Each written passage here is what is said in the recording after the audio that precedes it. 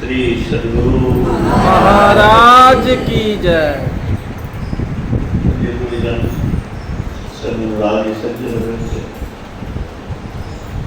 पूज्य माता और बहनों,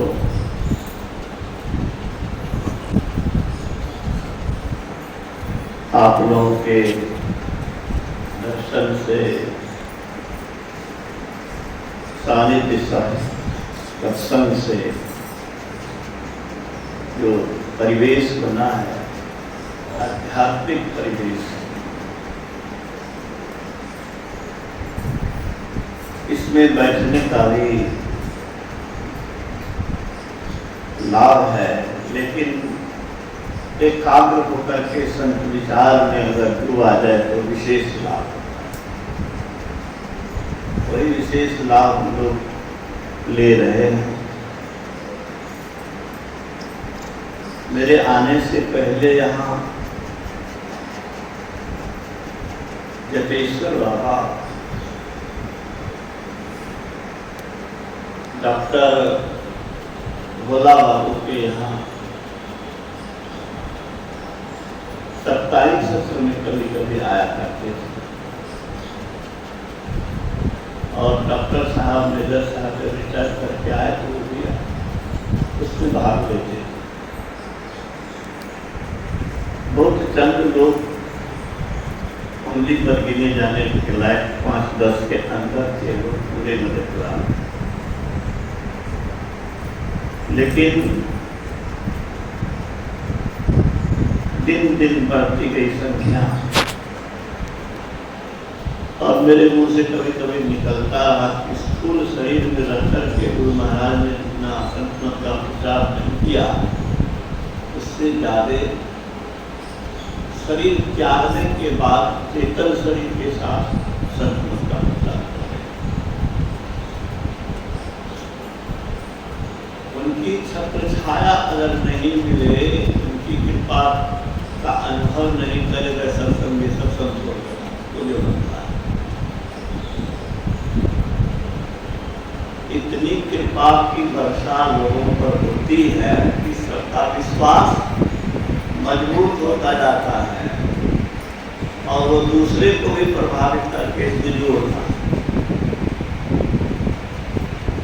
1978 ईस्वी में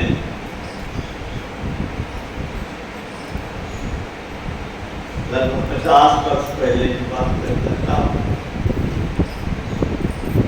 अखिल भारतीय अधिवेशन में हम लोग जा रहे थे डॉक्टर महेश्वर सिंह के साथ। तो उन्होंने कहा कि देखिए गुरु महाराज की महिमा कितनी अपरंपार है। हम अपने जीवन की एक चमत्कारपूर्ण घटना सुनाते हैं तो सामने वाले 10 सुनाने लगते हैं। आप अगर कहीं सुनाइए, जो लोग है सब अपना अपना सुनाते हैं, हम पर ऐसी हम पर ऐसी। आप कल्पना करिए कि कितने के ऊपर कितनी कृपा होने,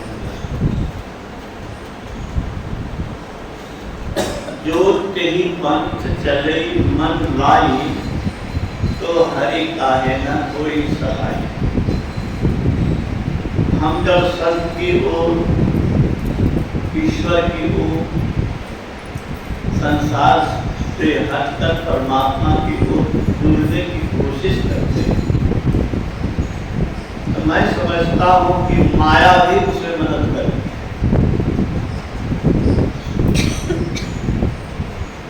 इसको ऐसे समझा जा सकता है कि आप राजा से मिलने जा रहे हैं तो राजा के दरबारी लोग आपको मदद करेंगे। राजा के प्रति अगर आपकी श्रद्धा है, कुछ फूल पानी लेके जा रहे हैं, कुछ भेंट देने जा रहे हैं तो आपका रोकेगा क्या? तो माया उनकी राशि है, वह इस काम में मदद करती है। जो माया सबको नचाती है, जो माया सबकी दुर्दशा कराती है, जिस माया से हम सभी लूटे जा रहे हैं, काम क्रोध लोभ मोह ईर्ष्या द्वेष आदि जो विकार हैं, गुरु महाराज कहते हैं कौन है जो इससे सताए नहीं जाते। बड़े से बड़े दिग्गज महात्मा को भी अगर अहंकार हो गया तो अहंकार भगवान का भोजन है, उसको भी माया जो है सो पछाड़ देती है।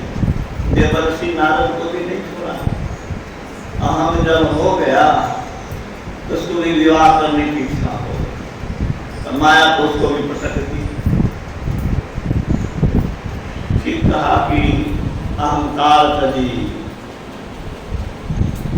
अहंकार पाखंडरो अहंकार निष्कपट हो अरुदीन। सब कुछ समर्पण कर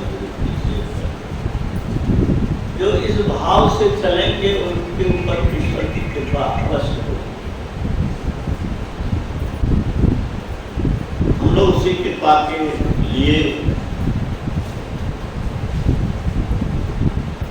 अहर्निश प्रयत्नशील रहते हैं, रहना चाहिए। कुशल की बात हो रही थी, विभीषण की भी बात आई,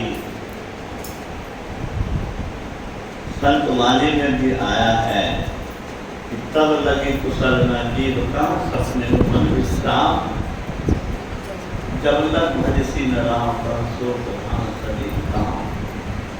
और संत तुलसी साहब ने कहा संत शरण जो पा ताही का लगा ठिकाना, और कहीं नहीं कुशल सकल वैराग चबाना।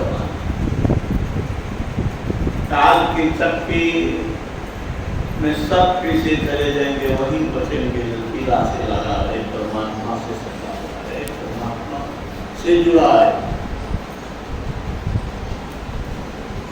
बड़ी आवश्यकता है इस बात की कि हम जुड़े उनसे। क्षण सुख लागी जन्म सतकोटि, दुख न समझते ही सम को कोटि। संसार के क्षणिक सुख पर भी हमारे पूर्वता बोल रहे थे। इंद्रिय सुख, भौतिक सुख या संसारिक सुख, इसके मूल में ही दुख है।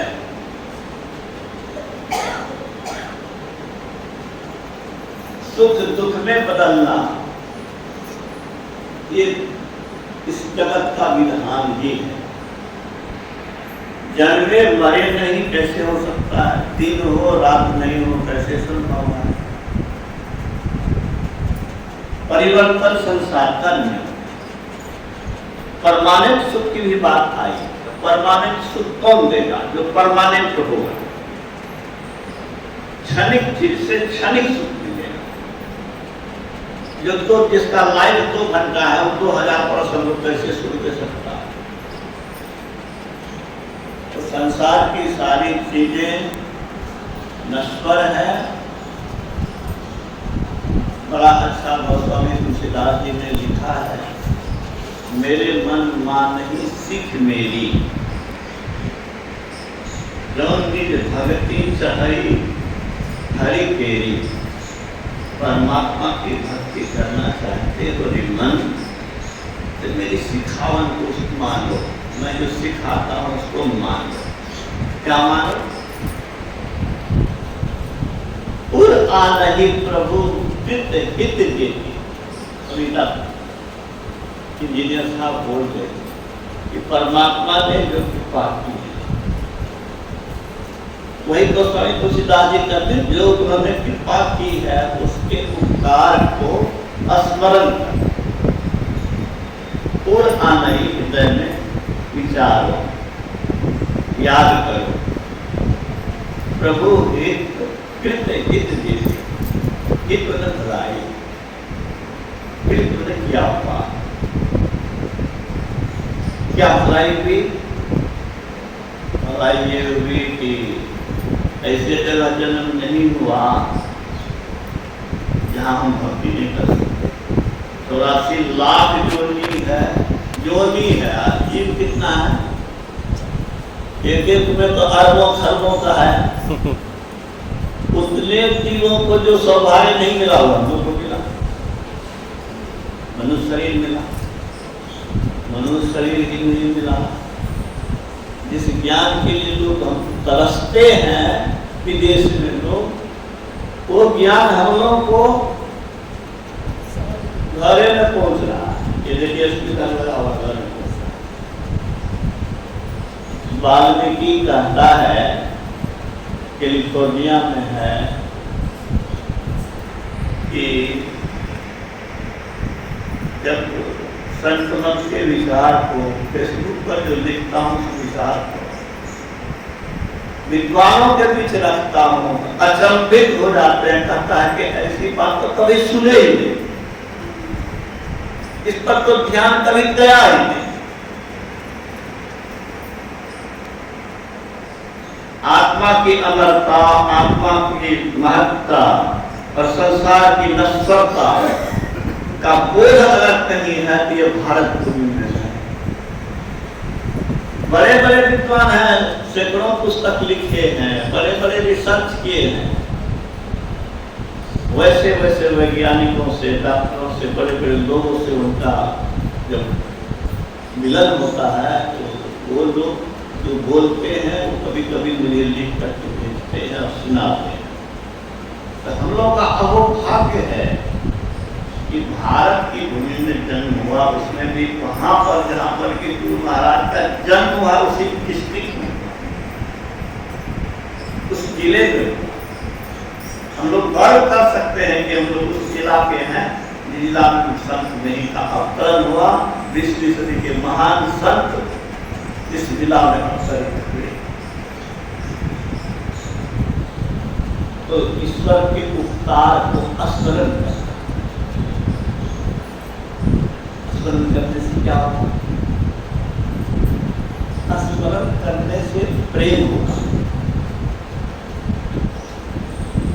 आपने कोई उपकार किया है, उसको अगर हम मन में जगह देंगे कि अरे उस समय में उन्होंने ये काम किया है, गलत किया है, तो आपके प्रति मेरे दिल में श्रद्धा उठेगी कि नहीं? स्तुति करने का मतलब क्या है? हम जब ईश्वर का गुणगान करते हैं तो उन गुणों के कारण स्वाभाविक रूप से भीतर में श्रद्धा, प्रेम उपजता है। ठीक है ना? स्तुति करने से क्या होगा? प्रेम उपजेगा। प्रेम उपजेगा। दोहराते हैं, याद करते हैं। गुरु महाराज कहते हैं जिन पाठों को बार बार दोहराया उसको हम भूलते नहीं। दूसरा, मन उस ओर झुक जाता है। गुरु महाराज के प्रवचन में आया है, कोई कहे कि सत्संग कर लिया, समझ लिया, बार बार सत्संग की क्या जरूरत है, वहां तो वही बात कही जाती है। तो जानिए जब तक सत्संग नहीं कीजिएगा तब ध्यान का प्रेरण नहीं होगा। जब प्रभु को हम स्मरण करते हैं तो प्रभु के प्रति श्रद्धा उपजती है, प्रभु की महत्ता जानने में आती है और ये दिल में बैठता है कि वहां गए बिना कल्याण नहीं है, दुखों से छुटकारा नहीं है, दुर्दशा से बचना संभव नहीं। तो गोस्वामी तुलसीदास जी ये कहते हैं कि ईश्वर के, गुरु के, संतों के गुणों को स्मरण करना, उससे उनके प्रति श्रद्धा भक्ति बढ़ेगी। एक दूसरा, आत्मा की ओर बढ़ने की प्रेरणा लगेगी और आत्मा की ओर जाने से ही कल्याण होगा। ये तो जान लीजिए, ये तो निर्विवाद सत्य और तथ्य है कि जब तक हम शरीर इंद्रियों के साथ हैं तब तक दुर्दशा भी तय है। सौर जगत में रहे, सूर्य के गर्मी से बच जाए, संभव नहीं। हम इंद्रिय द्वार में रहे, इंद्रियों के भूख प्यास उनकी इच्छा के अनुसार गलत सलत नहीं करें, ये संभव नहीं है। सुरक्षित जगह की खोज करना ही बुद्धिमानी है। घर में आग लग जाए कोई मूर्ख रहेगा क्या? तो मूर्ख को तो सूझता है, मूर्ख को भी सूझता है, हमको सूचित करता है कि अगर आग लगे तो भाग। लेकिन ज्ञानी कहता है कि शरीर में ही आग लगी हुई है, शरीर में आग लगी हुई है कि नहीं है। पल पल क्षण क्षण समय सिरावे नर्तन दुर्लभ फिरने पर। देखने में हम जैसे 20 मिनट पहले थे, 1 घंटा पहले थे, वैसे ही लग रहे हैं। क्या वही अणु परमाणु है? नहीं है। स्वामी विवेकानंद ने कहा कि नदी के किनारे बैठते हो, पानी बह रहा है, 1 घंटा पहले जो नदी का रूप था वही अभी भी है, लेकिन क्या वही जल है? वो जल तो बह के कहां से चला गया, फिर नया जल आ गया।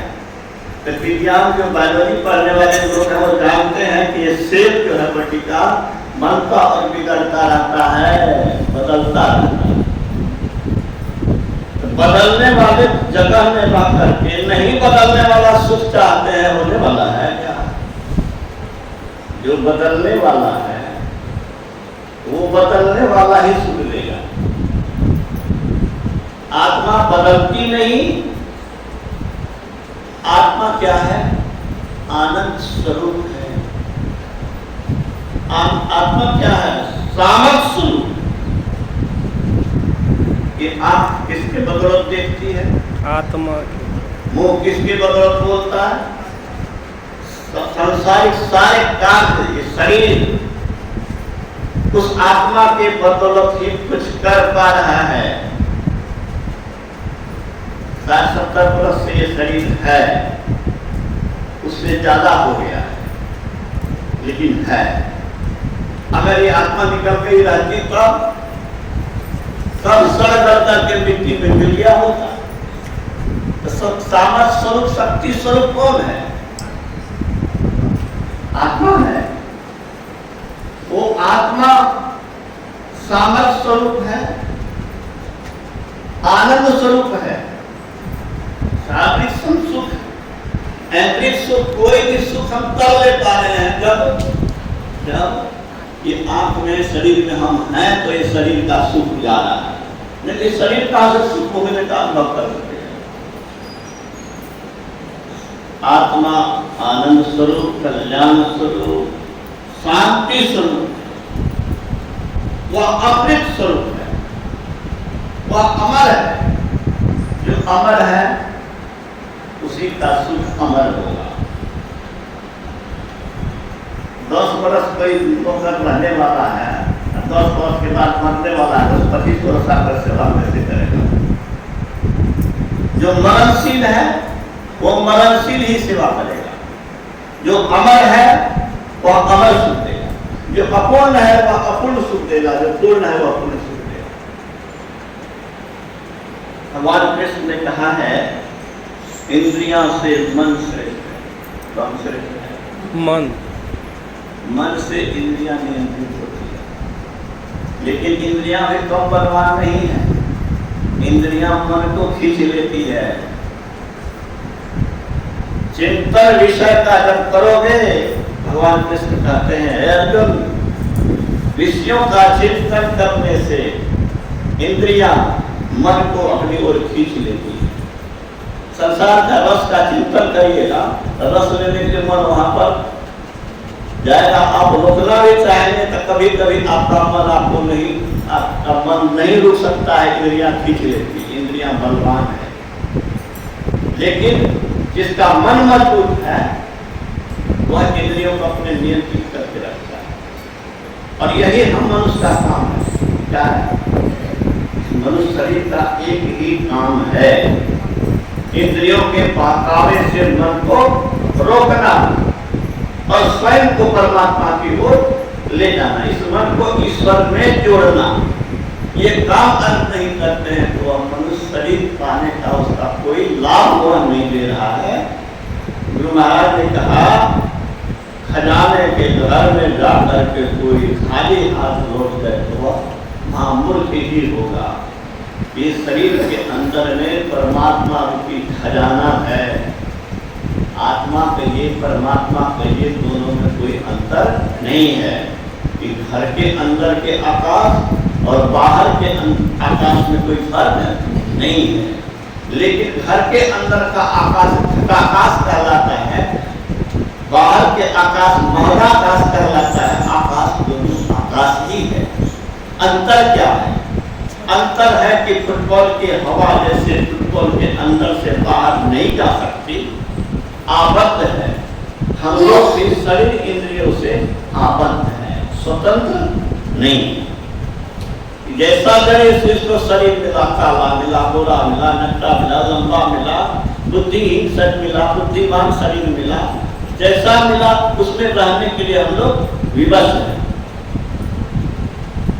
हम इस विवशता की बेड़ी को काट करके, इस कैद खाना से निकल करके हम भी बुद्ध महावीर बन सकते हैं। यही शिक्षा तो इस सत्संग मंदिर का और सत्संग का उद्देश्य और लक्ष्य है।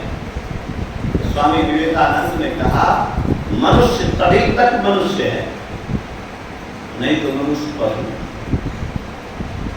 पशु नहीं कहा, लेकिन भाव उसका यही है। मनुष्य तभी तक मनुष्य है जब तक मनुष्य अपने मन इंद्रियों को नियंत्रित और संयमित करके, मन और इंद्रियों को नियंत्रित और संयमित करके बाह्य और आंतरिक प्रकृति पर विजय पाना चाहता है। बाह्य प्रकृति क्या है? बाहर की चीजों में इंद्रियों का जाना, बाहर के चीजों में सुख भोग लालसा रखना।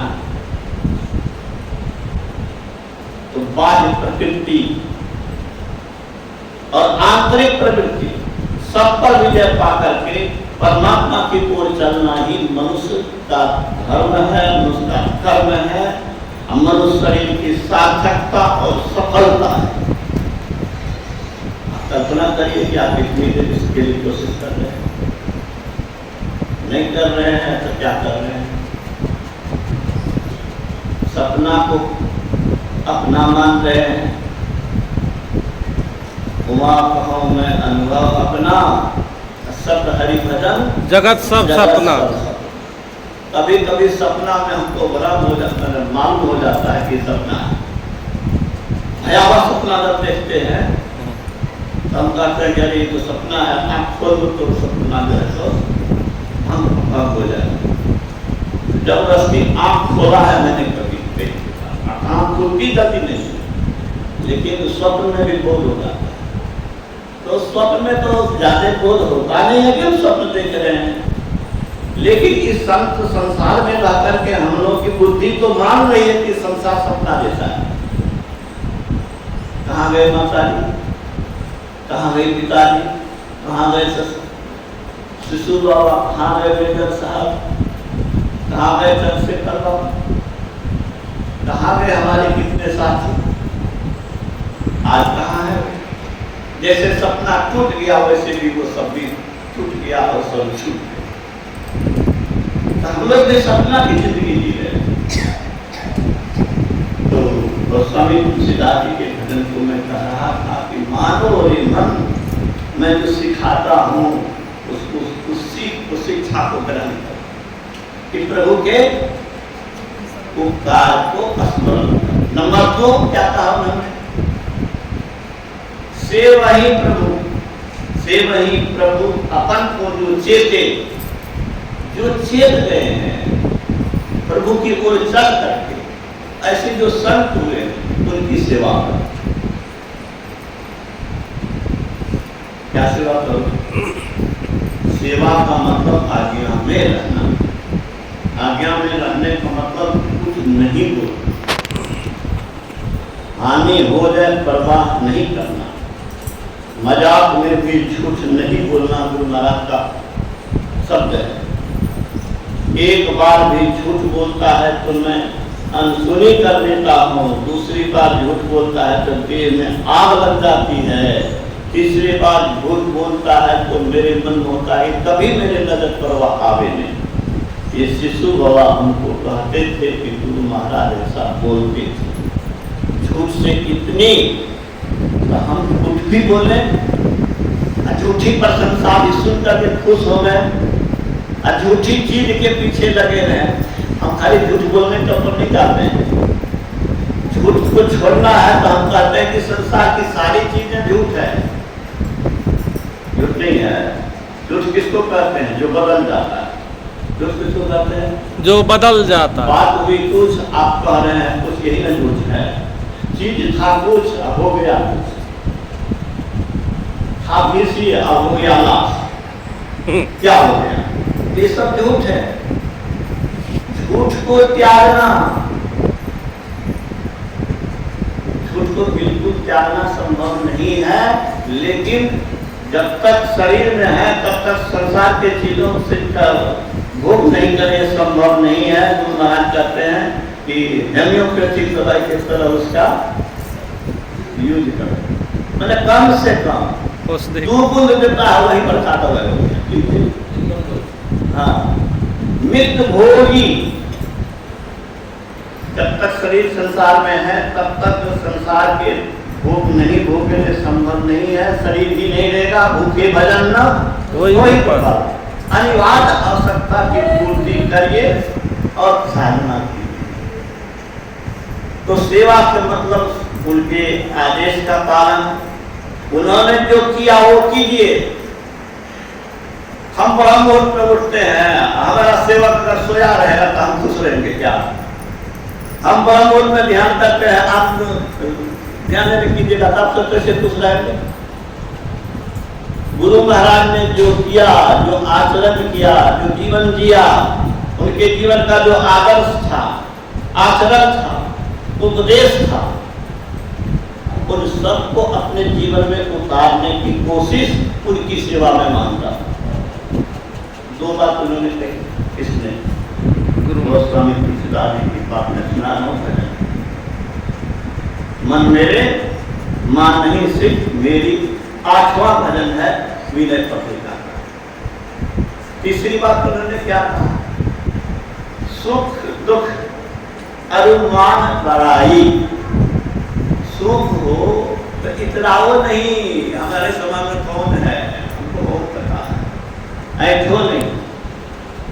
दुख भी आवे तो घबराओ नहीं। इज्जत मिले तो फूल के कुप्पा नहीं होना, और अपमान मिले तो बुरा नहीं मान।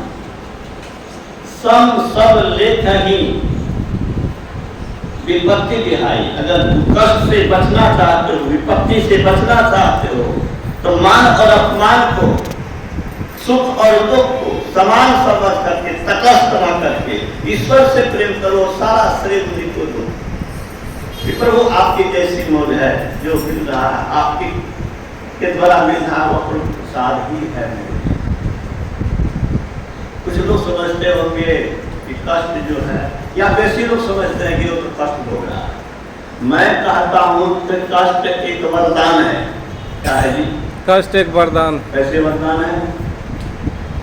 वरदान तो लोगों को कल्याण करता है, कष्ट भी कल्याण करता है।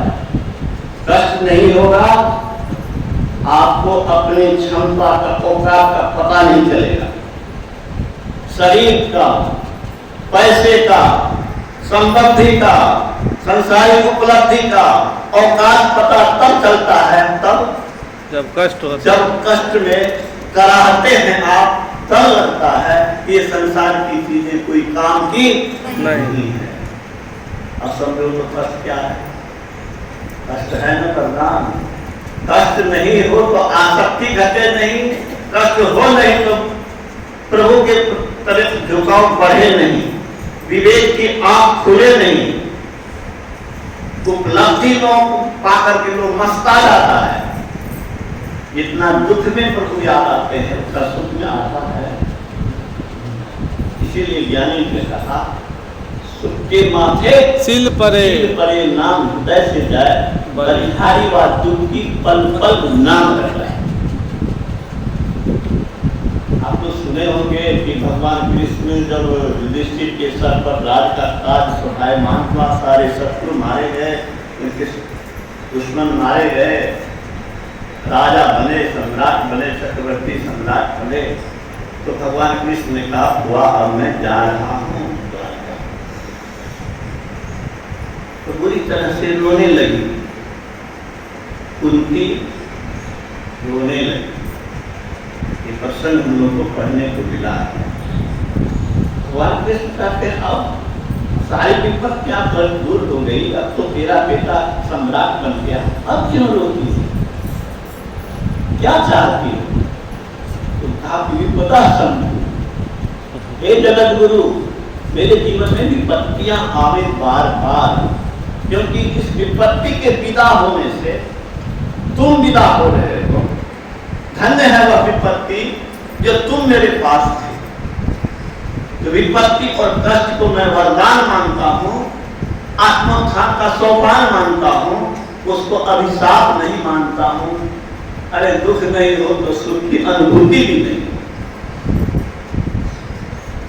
सैकड़ों वर्ष बीत जाएगा, पते नहीं चलेगा। सुख का मजा तब आता है जब दुख भोग लेते हैं, तब लगता है कि हाँ। तो गोस्वामी तुलसीदास जी की पंक्ति को मैं पूरा करूं। 3 बात हो गई, क्या सब हुई?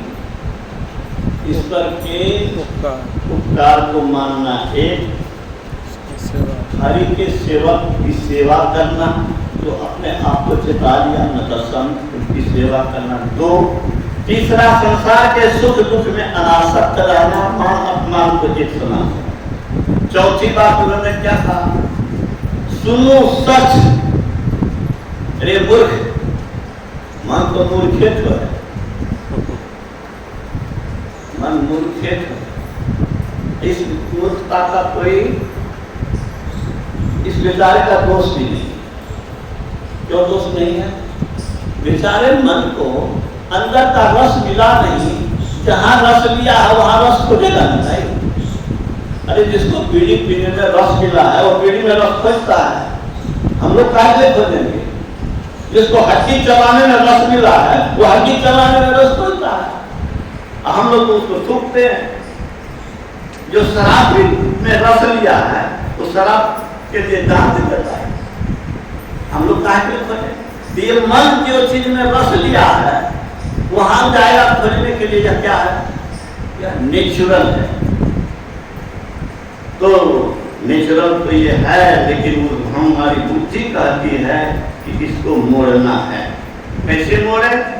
तो गोस्वामी तुलसीदास जी अगली पंक्ति में यही कहते हैं कि सुनो सच, काल ग्रसित यह देही, एक शरीर छिनाने वाला है। जनित ही लागी विदु सही के ही, जनित ही लागी इसके लिए, विदु सही के इसके लिए किसी को कष्ट नहीं देना।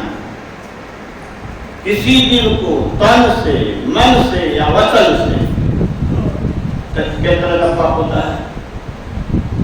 शरीर से काट दिया, शरीर से मारा, चोट लग गई, ठीक है। बोली से गाली दिया, बोली से शैतान कह दिया, वचन का हिंसा है। और मन की हिंसा बड़ी सूक्ष्म है। मन से भी अगर किसी का अशुभ सोच रहे हैं तो ये भी हिंसा है। क्यों? इसीलिए कि जब अशुभ सोचते हो तो कभी अशुभ कर भी लोगे। जिसको हत्या करने की आदत है वही ना हत्या करेगा। मन हत्या करना चाहता है, मन अहित करना चाहता है तो कभी अहित कर भी देगा।